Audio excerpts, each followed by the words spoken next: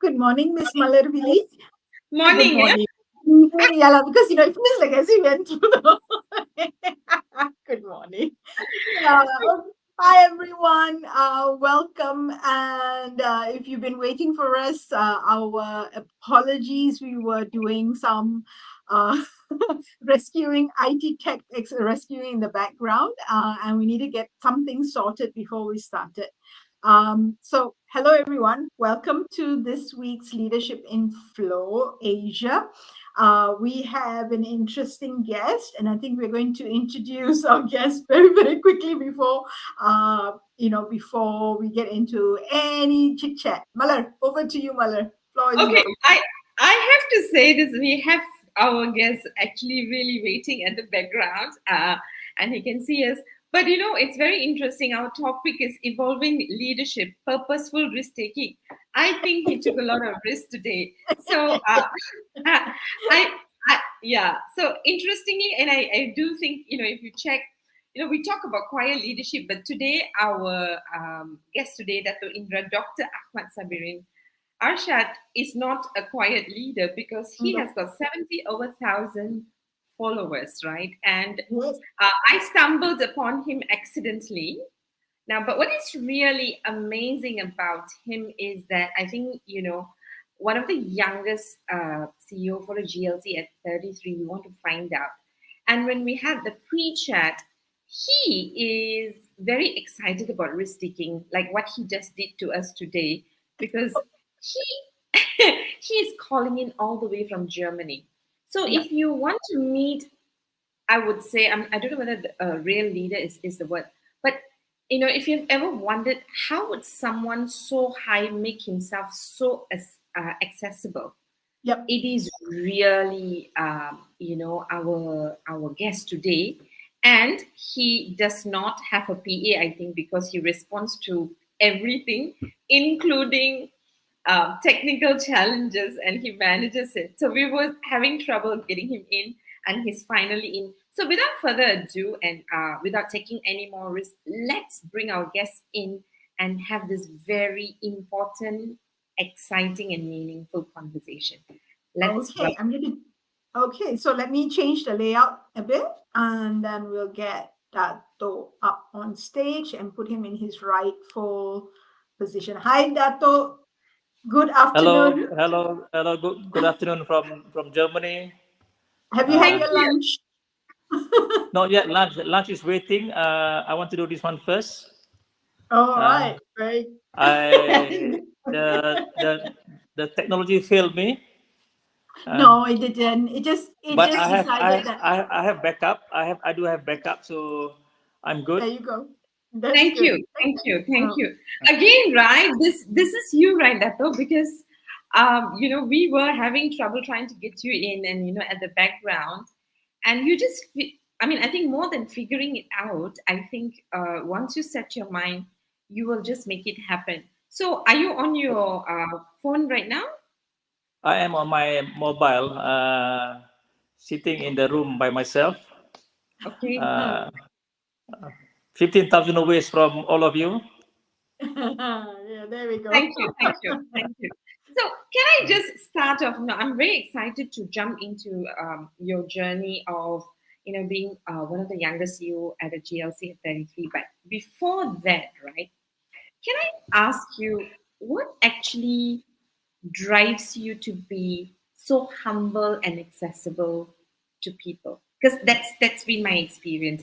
I'm trying to understand it. Like, what motivates you, to open yourself up to people? All right.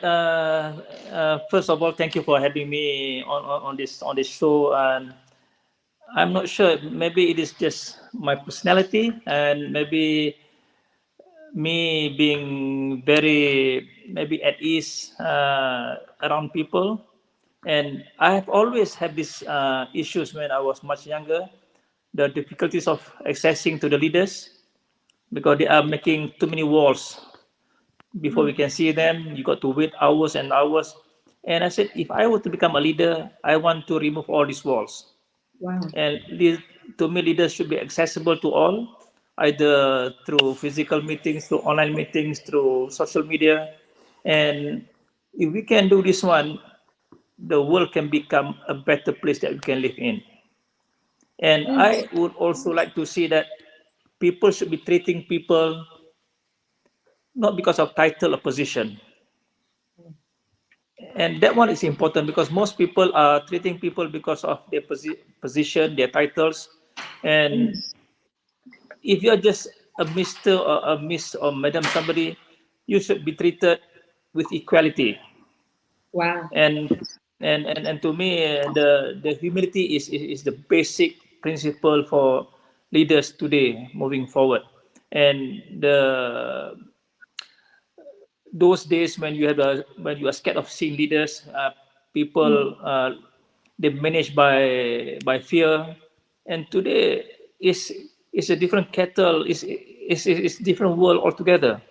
And I can be here in Germany, and I'm talking to all of you, and I think these are unheard of many years ago. And leaders to me should be accessible, and if they are not accessible, they shouldn't. That is not a good trait for leaders today. And it is challenging, yes, but then the multitude of information that you have with you with technologies allows you to do a lot more things. And I'm juggling between different things every single day. And if you follow my LinkedIn or my social media, I am on travel almost every single day. I travel from Kuching, coming back midnight, traveling again 5:30 in the morning to Sabah to Kota Kinabalu, coming back middle of night and traveling again to London and Germany, early morning flights. So but then you are fortunate to have the support system, you have the technologies to support you all the way. And I am humbled by that.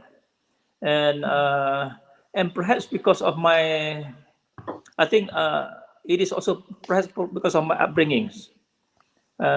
Being a kampong boy, and I feel very fortunate, very humbled to be given this opportunity to lead at a very young age. To me, that is a humbling experience. And I wish I hope that I will continue to be humble like this until the end of my life, basically. Thank you. Thank you. Which kampong, Dato? I am from those days it was a sleepy town in Kepala Batas up in Penang. Okay. And then those were the days. Now the town, we still have that sleepy town, but then the technology has changed us. Those days there was no car and there was no televisions, there was no refrigerators.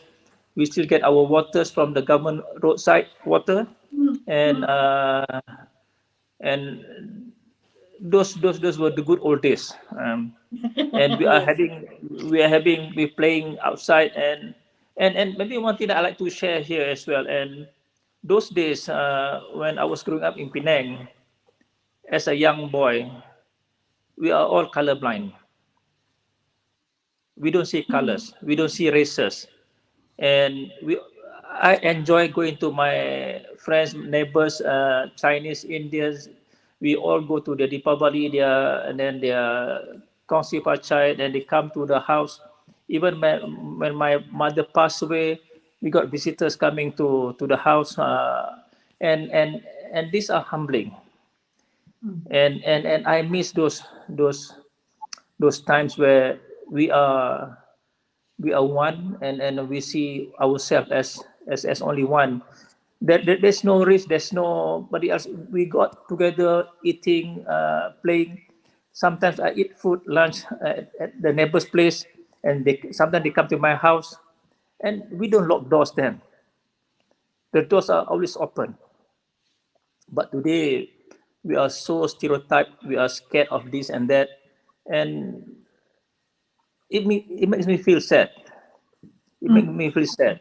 And but when I was in Kota Kinabalu many years ago, when my chairman, the late YB Dato Edmund Chong Ketwa, passed away, that was my first time managing a funeral for a non-Muslims. And we were there at the mortuary for a week, and my secretaries assisting him every day, bathing him and whatnot. And I did my obituaries at the church.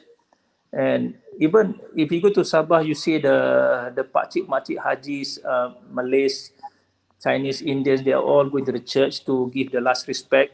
They all accompany the bodies to the graveyards, and these are again humbling, because after all we are all human, and that's Malaysia that I like to see. And I say, if we can get the strength of all Malaysians in Malaysia, we got. I have always called this one as the elephants and the dragons. The elephants, I said, our Indian friends, because India is very much with the elephants, and the Chinese with the dragons. If we can harness the two energy from the two of our citizens, we can explore the two most populated countries in the world, China and India. These are the next big economy. And we have the strength in Malaysia, being a multiracial country. Why are we not exploiting this? Why are we keep on fighting among each other? And these are the things which I like to see diversity. I like to see non-racial discussion. Like to see. I supported this 3R today, and then because we are so divided, and again people are, and again when humility will bring you down and see that at the end of the day we are the same people. If you cut your skin, it's all the red blood. Huh? And we never asked to be born in any race or any religion. And so why can't we treat each other as one? So Nice, that's my nice. my humbling introduction. We should have interviewed you on Malaysia Day, but I must say my heart is already. Actually, you've kept my heart warm all the time, but I think now it got warmer that I feel quite emotional. So thank you so much. I think you've put your philosophy, your beliefs very, very clearly. That you started off by saying, we need to treat human, as human, right? And I Yes. think that everything else that you say supports that you are not just a believer, but you walk your talk because you treat people like people. And I can only attest to that because that's been my experience with you trying to get you on the show. And it's just amazing that we didn't have to go around your PA and a whole bureaucratic system to get you here. But having said that, we want to really quickly dive into getting as much as we can off from you for our title today, which is purposeful risk taking. So I think people would already know why we've invited you for risk taking, because you just take risks, you speak from your heart and at the top of your mind. And I suppose that's what probably people who saw that in you, much earlier than before we got to know you. So help us understand, yeah, Dato. Share your journey with us in becoming the CEO of GLC at 33. What are some of your insights and lessons? All right. Let me just take back way back in the early 90s. when I came back from my PhDs. And when I came back from my PhDs in 93, many people would want to become the expert in the subject matter that they have studied for the last 3 years. And at that time, I was given the opportunities to venture into space.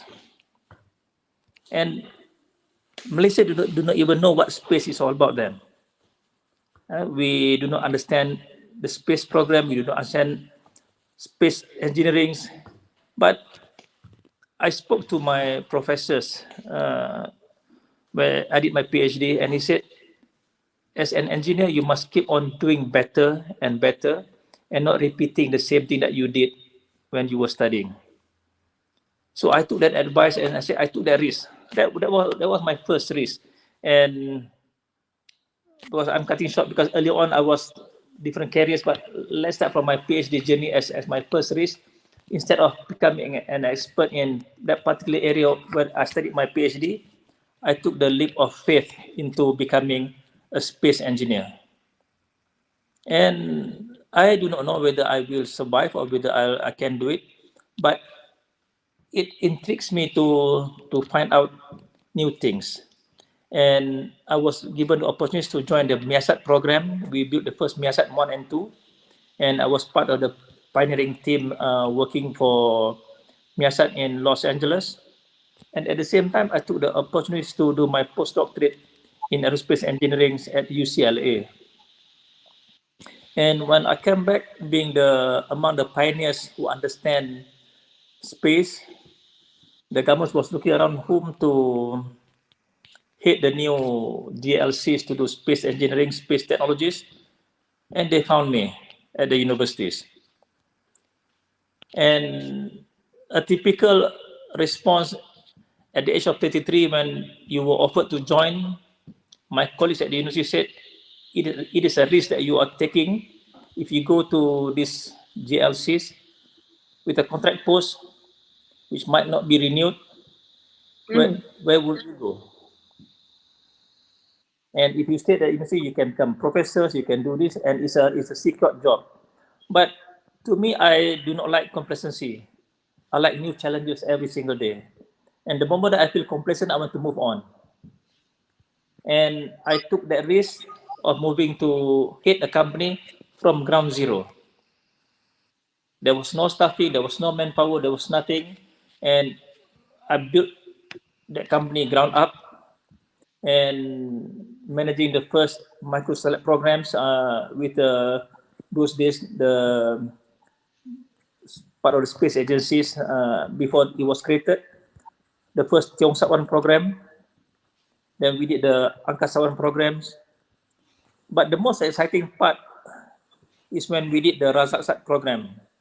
And this is where I encountered Elon Musk, and which many people do not know about that encounter. And those were about in the year 2004, and we were looking for a launch site to launch our satellites into the equator, and nobody goes to the equator on the low Earth orbit.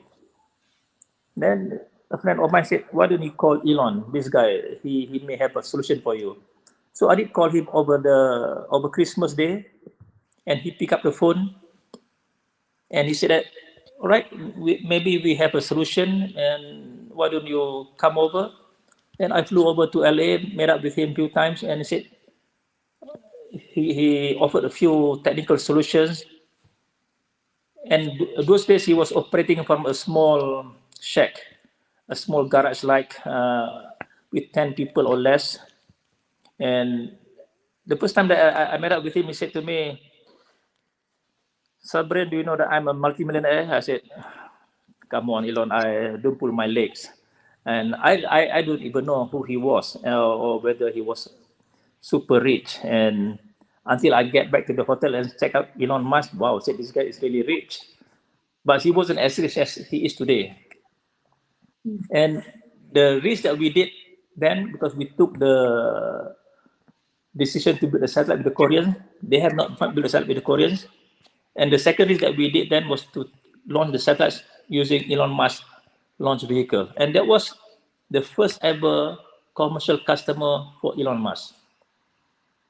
and he has never built a rocket, and he has never sent a satellite to space. But we have given him the trust, and he even bought an island in Kwajalein to launch our satellites. Wow. And because of that, the first time that he did, he failed. Second time he did, he failed. The third one he did, he failed. And the fourth, but he put a dummy satellite, he succeeded. And when he put on, then once that succeeded, on the third attempt, I said to Elon, okay, Elon, now you can put on my satellites. Just imagining yourself negotiating with Elon today. And that's what I did, negotiating with him those days. And the first launch was a success when he did our Razak launch. And because of that, NASA has given him $1 billion to build a bigger rocket. So that was the game changer, because then he took risks, we took risks. He spent all his money doing it. So he's very much risk taker. And we took a risk trusting him. And the success from there, he has grown up to be where he is today. Building, and I have always tell these stories to many friends. They said, "Do you know the origins of Tesla? The name of Tesla?" And I said, when we were doing testing of the satellites in Los Angeles at his site, at his company, a typical Malaysian always said Tesla, Tesla. Yeah, Tesla, Tesla. We have that la, and Yeah, then say, yes. come on, Tesla. So maybe that one sounds interesting to him. They say then he get this Tesla car. So that's how it originated, uh, because that's how Malaysian created the Tesla car as well, not just SpaceX but Tesla. So and but those are the interesting part, and I am, because he took me to see his new place and to see his factory where the films of Iron Man was done, and that guy is very much determined to do whatever he wanted to do. And I am still in communication with his CEO, Gwyn Shotwell, and some of the top management that was with him from day one until today, and there are a few of them. And these are, in fact, Malaysian has got that history, taking risks and doing things with him for many years. And Nice. I think that was my biggest risk-taking exercise, because putting in 100 million worth of assets to space with a company with no experience, Nice. and Thank that, I could lose my job as well. Right, right. Nice. Thank you. I mean, Elon Musk's story is always fascinating, right? That it happened many years ago. But help us understand. So I like the fact that you show us how Elon Musk is risk taking, and obviously you're a risk taker because you always choose challenges over complacency, right? That's pretty clear. But when you became the CEO of the GLC at 33 and you did whatever you did, and some of these things that you're sharing, how did this shape your leadership thinking? Right? You took risk, fine. You seem to just go ahead and do what you want to do. You are probably our Elon Musk in that sense, right? You just do what you want to do, and that's exactly how you're living your life, right? So as you talk about him, I can think about you. But how did your first job or first role as the CEO at such a young age, taking the risk, not having any Okay. experience, yeah? So how did that Yes. shape your leadership thinking? All right. As a greenhorn with no experience as a CEO, I think the first thing that I did in terms of leadership is to get buy-in from colleagues, and some of them are much older than me, and I think the buy-in is important.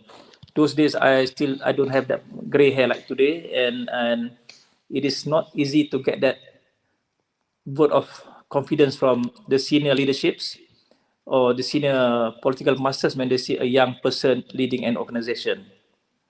And especially when you are tasked to lead 100 million ringgit more 100 million ringgit projects, and Mm. and we have never done it. Mm. But I thank the previous leadership, the like of Dato Sri Dr. Mahathir, then, because he took that risk, because he said that this is a long journey. We Mm. need to have somebody young Mm. taking risks and new ideas, because this Mm. is a long journey for many years for Malaysia to move forward into going to space. It is not about Mm. 3 or 4 years. It's a long development, and I think the first leadership trait that was created then is to buy in, having the buy in with all my colleagues, with all the stakeholders, and another style that I created that was management by walking about. I always believe that as managers, as leaders, we need to be walking about, talking to all levels of personalities within the organization. Mm. And those are humbling, because everybody is important in the organization. Because I remember the JFK stories when he wanted to put man on moon. When he spoke to the janitor outside the White House, he said, "What are you doing?" And the janitor responded to him, "I'm helping to put men on moon." So everybody in that organization, in the countries, is having a stake at the national goal, if Mm. they understood well what needs to be done. And that's what I'm trying to do, is to be able to communicate to every single level, to understand the same mission, the same vision, to be shared by all. And I think there is no other ways of doing it. Is just to talk to as many people as possible. And today, I think we are so lucky because we have got social media platform that allow us to communicate much more freely. And I don't have that then. So I think those are the initial trait is, and I think if a leader is not humble enough, it would be difficult for the person to move on, because you need to get support. To get support, you need to be a lot of Right. you need to talk to a lot of people, and then people don't like to see a cocky person trying to brag everything. And I think I am okay being a young person. I'm okay just to be yelled at, to be waiting at somebody's doors for hours, and I'm okay doing that. And I think that's important trait. And leaders must always be patient, because nothing is done um, at your own pace. Sometimes you got to wait at somebody else's pace, and said so. Leaders must be patient as well. Nice, nice. I think over and over again, you started with the importance of being humble and being humble yourself. And, you're circling around again, right? How you're all about people, getting the buy-in from, the bosses, right? The leadership, as well as, buying by walking about and influencing people through your communication, because you want to actually have them on board with you. So that's clear. So it seems to me, while you're saying things in different ways, you're very clear that it's about people, and to be accessible to people, people need to feel that they can connect with you. And that's where I think you being humble, really makes it, you make yourself accessible, really, really. Okay, so thank you very much. Now, Dato Alia Karen, have we lost him? No, he's here. Okay, Yep, there we go. Okay. okay, I think it went. So, Dato Alia Karen has a question for you. So I'm going to just pop out the Okay, question sure. and yeah. Dato Alia Karen says, "Hi, I'm delighted to hear you have your feet on the ground and humbled by your humbleness. My question, what factors do you consider before taking significant risk, and how do you strike a balance between risk and caution in your decision making?" Okay, thank you, Alia. This is a very good question. But then again, those days when I was much younger, risk is less important to me then. I don't think so much about what will happen in the future. And that is something that I call, that I still use today, is the gut feeling. Because when we are too much doing analyzing, too much overthinking about facts and data, we may not be able to do anything. At some point, because when I spoke to Elon as well, when I was talking to him then, most of the thing that he did then is a gut feeling. Not so much of science, not so much of facts and figures, but that's part of the risk that you have to take. If I were, if at those days, if I were to think about, if I take this job, what if I was not extended? What if my contract was terminated? I would not even take the job. I stay put at the universities, becoming the professors, and happy with that. But at some point in life, you have to make a decision, and you may not even have the data to support that decision as well. And there's no science about it.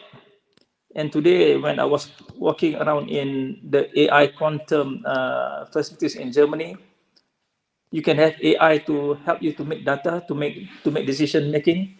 But at the end of the day, it's a gut feeling. It is the human that understand the entire infrastructures. The data is there, but at the end of the day, you may do it or you may not do it based on the data given to you. And but now getting older, I tend to analyze a bit more than when I was younger. Um, but those are the beauty of being young. You think less, you take more risk. And now I do think a lot more, and maybe the risk taking part, maybe I will not be doing things that I was doing 30 years ago. Mm. So and the age is also a factor, because I think as you get older, there's certainly that you think that it shouldn't be done, things that you were doing then. So I think that's why I like to see the countries should be led by young people, because they take different sort of risks, and they got different opinions, they got different way of looking at things, because after all they are the one that is going to be leading the countries, leading the world in next many years to come. Yep. Okay. So that brings, I have yeah, a, that I have brings us. Sorry, sorry. no. Okay. Now, I have a No. follow-up question for him, because thank you very much, because I love the way you say you use gut feeling. So obviously, and if you we get caught up in data and information and overthinking, which is what affects our decision making most of the time. More data doesn't mean decision making becomes easier. With more data, we can become more overwhelmed, which means decision making becomes difficult. And the fact that you say that you use your gut, and you go with your gut and take those risks, well, sort of makes sense, right? Now, Yes, on one hand, so I'm struggling how to reconcile this, right, Dato? Because on one hand, you say when you were younger, you took more risk, and you are an advocate for young leaders so that they take more risk for the country to move forward, right? that's right. So Hmm. you want younger leaders in the system, because when they're young, they will take more risk, which means that we can move it forward. So obviously, your risk taking probably has benefited many in your leadership where we have moved forward. Of course, there would be some learning, but now you seem to say that you tend to rely more on information data, and you sound like you've become more cautious. It sounds Agreed. to me. Yes, yes, Yeah. yes. So, Indeed. in what way, Uh, the question for you is that if you're cautious now, why do you then encourage young people to take the lead and take risks? So I'm trying to bring that together, if you can enlighten me. okay, I am conscious now because of these experiences that I have gone through. There are some failures that I've gone through, and those failures makes me better person today. If I don't fail, I don't succeed. Mm. Mm. And I like to see the younger people failing well. And Oh, I like nice. I like the young people in Malaysia, especially, that we celebrate failures. We never celebrate. We only celebrate success. I like to see that we celebrated failures, because when they fail, they will come back stronger. They make a better decision. They make a better leaders. And there's no substitute to failing. And I fail so much in my careers. I fail so much in my life, and I tried many times because I don't see the light at the end of the tunnel. But that makes me see how to go about doing things differently. Mm. And yes, I am more cautious today. I blame that on being getting older, getting of the age factor, and because then you're overthinking. You think about what happens if you do this one, what happens if you do that one. But I appreciated that the younger leaders should be making this one, and I encourage them. I will support them with that decision. Okay. Okay. Nice. Nice.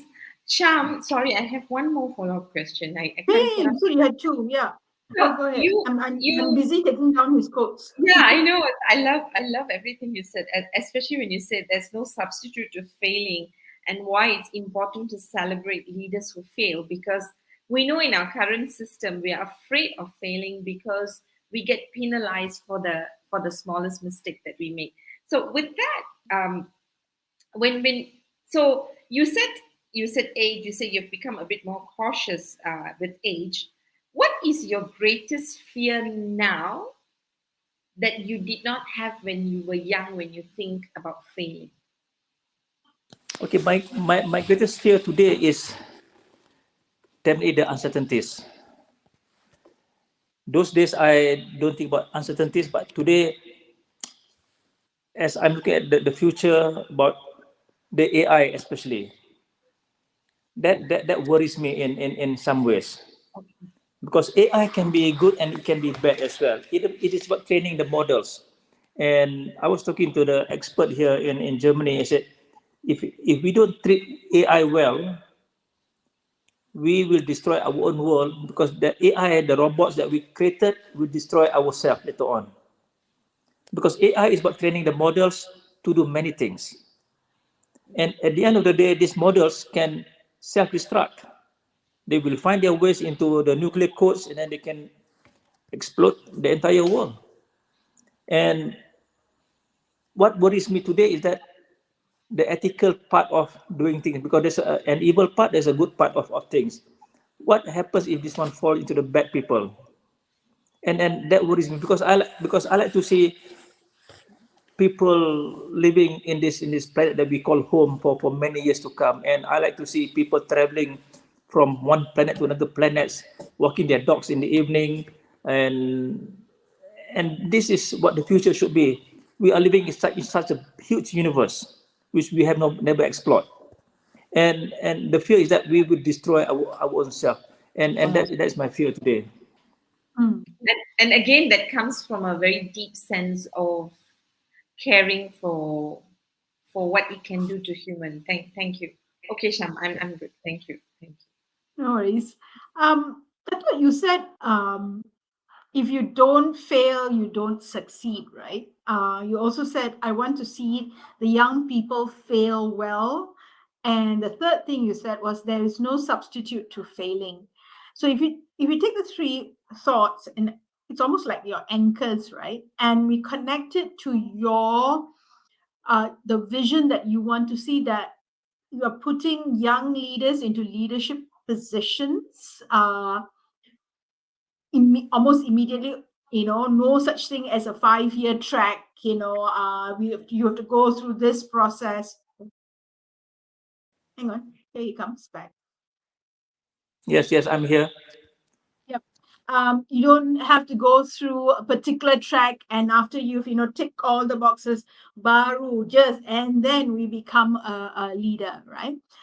That's what you would like to put in place. Now, how do you see one fostering confidence in the young leaders that they are able to do that? And number two, how do you get the status quo, the current leadership, to buy into the fact that this is the way forward, this is the way we need to go in order for us to continue growing, for us to be sustainable? How do you marry the two? Okay, if you look into getting the young leaders failings, again, not everybody can become a leaders. Some mm, because I say I do mm, not want to appoint reluctant leaders. They must be mm, a willing leaders. And mm, to me, it is okay for them to fail and to do something but that was never done before. I like to see different ideas and that was out of the box. And in fact, there's no box at all. And what I learned in terms of about failing is that when I was doing my PhDs, my professor said to me, Sabirin, please fail, please do whatever things that you need to do. I blew up the labs at the university. Just imagine if you blow up the lab in Malaysia, they will kick you out, they will not give you the PhD. mm, But they make a new lab for me. And when I was in Silicon Valley, they celebrated failures. Every time there's a failure, they will ring the bell because they celebrated failures. mm, And that's why at CRIM today, I don't celebrate success of students getting all A's. To mm, me, if you finish your education, I'm celebrating all. Everybody is a success, regardless of how many A's. You can have no A's as well, but you can still succeed. mm, And it is about taking that risk.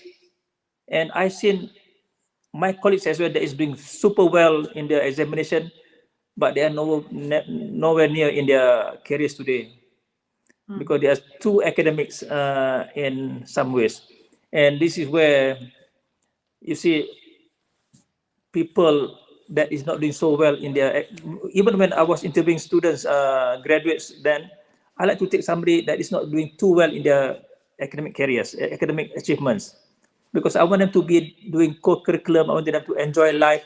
I just don't want to have somebody that is just reading books and just memorizing. I want to have a thinker, mm, somebody with an opinions. And mm, then how do we get people that fails, and then how do we get this to buy in from the leaders today? The present leadership that we have need to see that the young people is our only hopes to change the country. Yes, we have the older generation, but then you see all over the world is there are younger prime ministers, younger presidents, and definitely yes, the older one will have the wisdom and experience, but let us give the younger ones the exposure, let them lead the countries, let them lead the conglomerates, and people have forgotten that even our late Turazak, he was very much young when he was becoming the deputy prime ministers. He was in the 30s, in late 30s. mm, Tun Hanif, when he was the IGP, he was in the late 30s as well. And many of the CEOs of GLCs also in the late 30s. And it has shown that those who were appointed earlier on, they made better in terms of becoming a corporate leaders or political leaders, rather than somebody that is appointed towards the end of their age in terms of the 60s or 70s. But if they were the fighters from the early on, they will make a better leaders for the, and then I bet my bottom dollars to make sure that the young people will have the opportunities to grow. And mm, I have always tell my colleagues it is okay to fail. Don't worry about failing. Don't worry about losing that money. We'll make more money by understanding what it is. Otherwise, you won't do it. mm. So there is that vision of a CEO, right? A vision of a that main leader who says, yes, I want to put young leaders in place, right? I want to put willing young leaders in place. I want them to voice their opinions. I want them to test. I want them to try, experiment. And if we fail, so be it, right? Yes. And I'm going to find a way to make my current leadership cohort buy into this idea, right? There's also, so that's one, that's the people side of it. There's also the business side of it, right? In terms of you are responsible for the deliverables of the organization, right? how how do you mitigate the risk? How do you mitigate the risk of the failures and those measurements that you're measured fall by. How do you find not just a middle ground, but how do you balance the two? Okay, just let me retract those questions. Mm. Uh, if Elon Musk never fail, or if he's doesn't want to take the risk of failing, he will never succeed today to become what he is today. If American don't take the risk after they failed the launch of the rockets the first and second time, is Yep. doing the same thing Yeah. as well. Everybody fail, and uh, and then how do we then mitigate? We can only get better by failing. But We Dato, learn and then they not to repeat. they come from an ecosystem that is from the point of them starting that country, right? It came from they have a culture of let's go and see and whatever. It's the land of the free. It's the land of opportunities, right? We in this part of the world, Malaysia, Singapore, all the countries in this part of the world don't have that culture, right? So how do we embed that? How do we get people thinking in a slightly different way so that we have more ideas coming up because people are taking more risks, leaders are trying new things, right? So Okay. maybe Yes. Yes. we're Yes. I not do. I designed do. for it. Yes. I do agree with you that we are not Americans. We are not Europeans. We have different cultural beliefs that we grew up. But now the world has become more homogeneous. What was not used to become to us now has become a norms to us, and Hmm, the world has become smaller because the transports that we can move from place to place, we can adopt, we can be part of another societies, and we are no longer being within our own areas or confined to our own territory, but we are moving around the world. And I think whether we like, just for example, when the Japanese are building their own car, hmm, when they are exporting this to America, they got the Japan who lives in America, who thinks like Americans, who live like Americans, who eats like Americans, so they can set the cultures of Americans in using their cars. hmm. You cannot be forcing people in America to be buying Malaysian products if you don't if you do not understand their cultures. Correct. And again, these cultures in the future will be more uniform. Hmm, Yes, we have different traits, different unique traits of cultures, but this cross borders that we're seeing today will see much more homogeneous in terms of cultures and acceptance of the new culture as well. And I think what was not accepted in Malaysia many years ago is now become a norms. hmm, And remember that we don't do many things that we do now as well. And the cultural things change.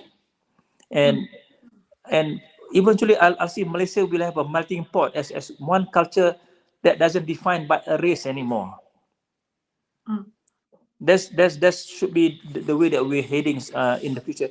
There should be one global culture, and that's why many years ago when I attended a Harvard Business School, I said, whatever that was preached at the Harvard Business School doesn't affect Apply. or Hmm, it's not applicable to Malaysian because we have a different culture, different workplace. We don't hire and fire as we like the hmm, Americans, but it is getting more and more. Even the Japanese many years ago, if they start to work with one company, they will die in that same company. But hmm, today, the younger Japanese keep on moving after a few years, and these are the gig economy coming in place. Whether we like it or not, even the young Malaysian do not want to work at one place for a longer period of time anymore. And these are the cultural transformation that we are seeing.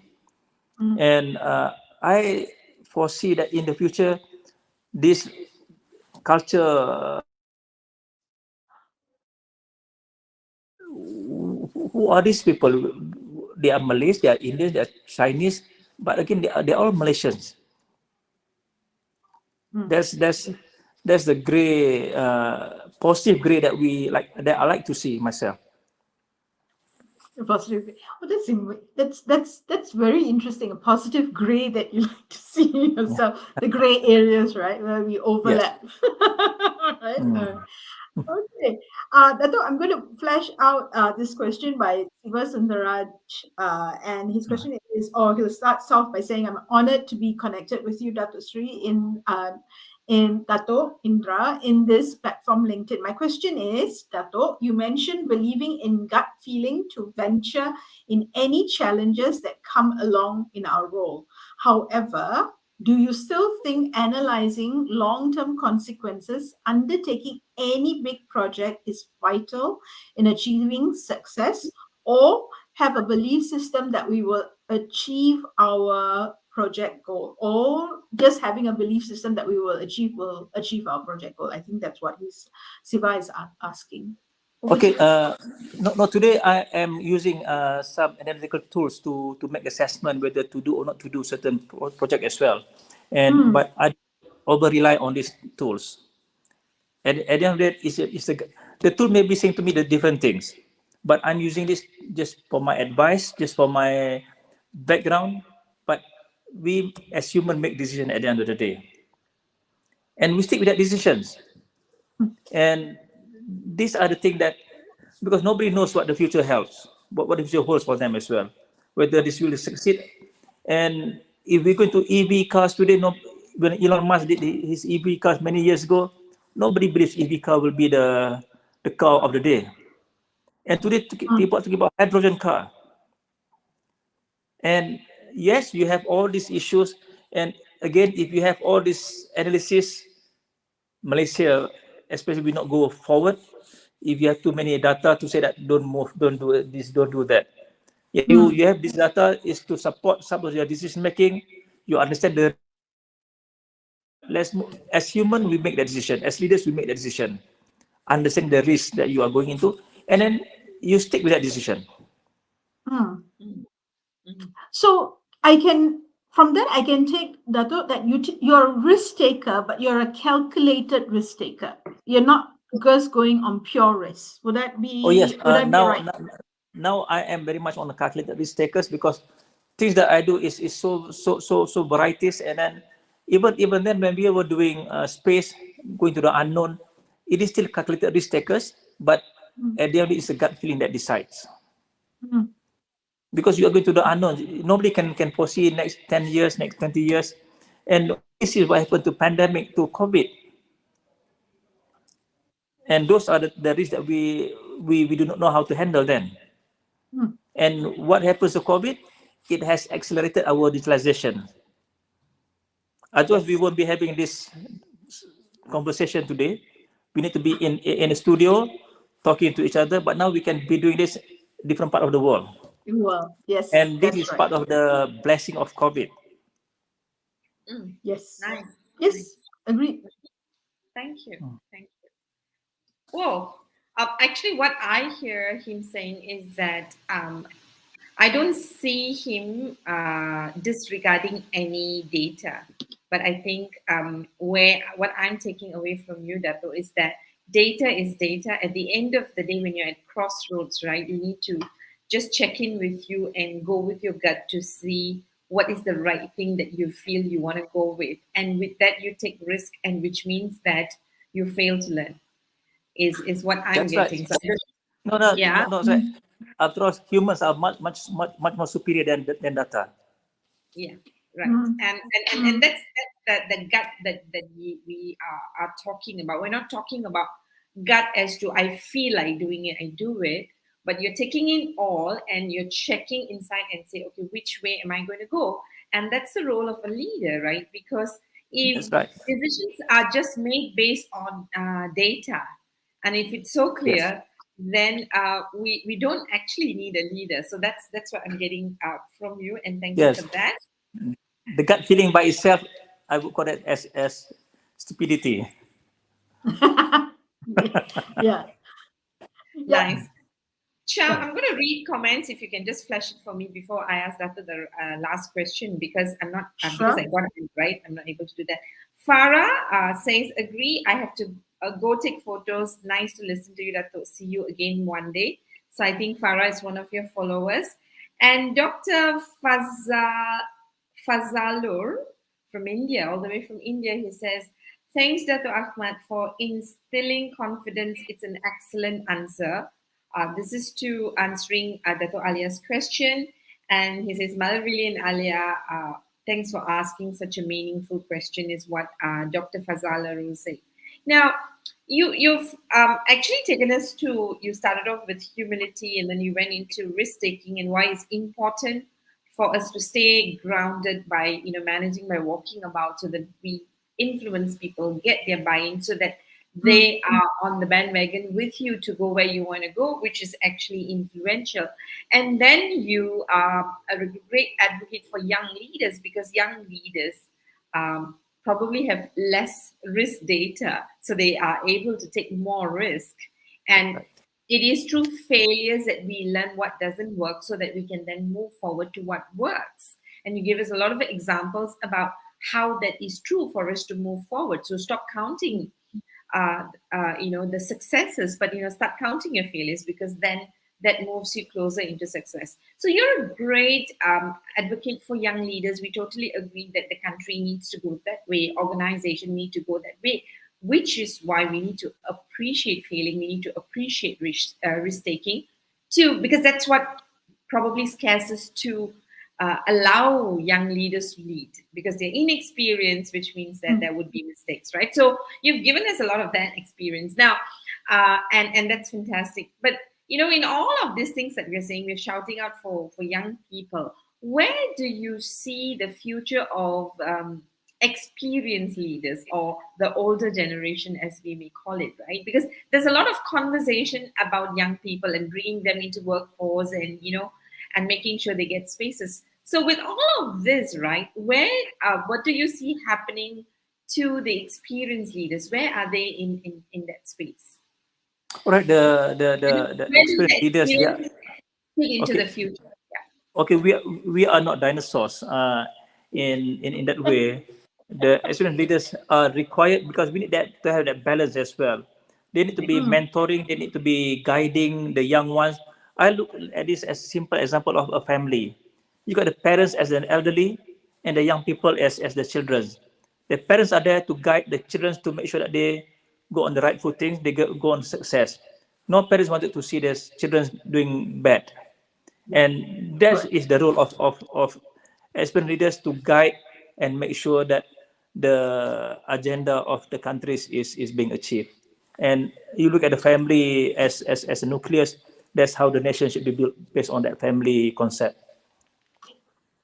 That's a brilliant metaphor. That's a very nice metaphor to pull it all in. Thank you, Dato, for joining us today. Thank you so much for having me. We need to leave him to go and have his lunch. Yeah. Let you go, but I would like to just, if he's still here, what is, if there's just one thing you would like to leave our audience who are now listening in and who could be listening in later, there's just one thing that you want to leave in terms of your gut wisdom for the people about leadership, what would that be? I want them to be dreamings. I want all leaders to keep on dreamings. Dreaming is an important is a very potent, is a very strong tools for leaders to progress. So keep on dreaming, and with dreams you can achieve many things. Thank you, Dato. Thank you so much for logging in all the way from Germany, saying yes to us, making this happen, skipping your lunch or delaying your lunch. I really wish you all the best. You are such a blessing to our country. Thank you. Stay well and have a safe journey back. Okay, thank you so much. Thank you, Dato. Bye-bye. All right. Thank you. So as we say goodbye to Dato, oh my goodness, he's an experience, isn't it? Yeah, tell me, yes. He is full of nuggets. Experience, yeah. Yes. And he the last quote up. I'm just going to put the last quote up because it was really, really good. He said the one about, I want all leaders to be dreamers. Keep on dreaming so that we can achieve big things. I thought that was a fitting finale. Yep. Yeah. I mean, I think you had the most number of quotes. You put up most number of quotes today. Yes. Yep. those who have joined us, thank you very much for staying tuned with us. I really hope you enjoyed this down to earth, humble, yet heart provoking thoughts and conversation about some things that we actually don't talk about leadership, about gut feeling, about being humble, and leading the nation with your heart, and how receiving is Mm, really important, and the importance of everybody, right? mm, He really mm. brought in diversity and inclusion in a way that sometimes we don't talk about, Yep. whether it's age, whether it's color, whether it's culture.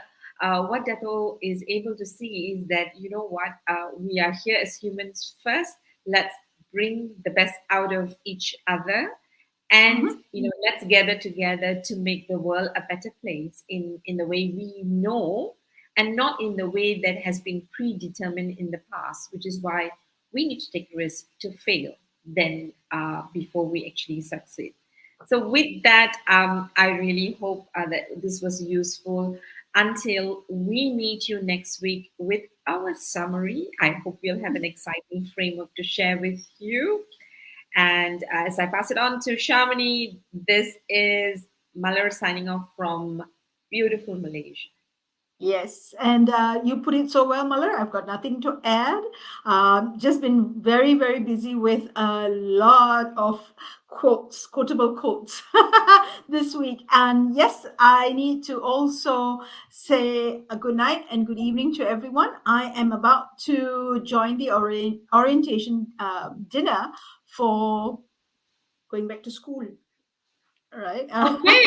And I'm sure we'll Yeah. find out more soon from you. So, Shamini, thank you Okay. very much. Good night. Bye See bye. you. Everybody, have a lovely night.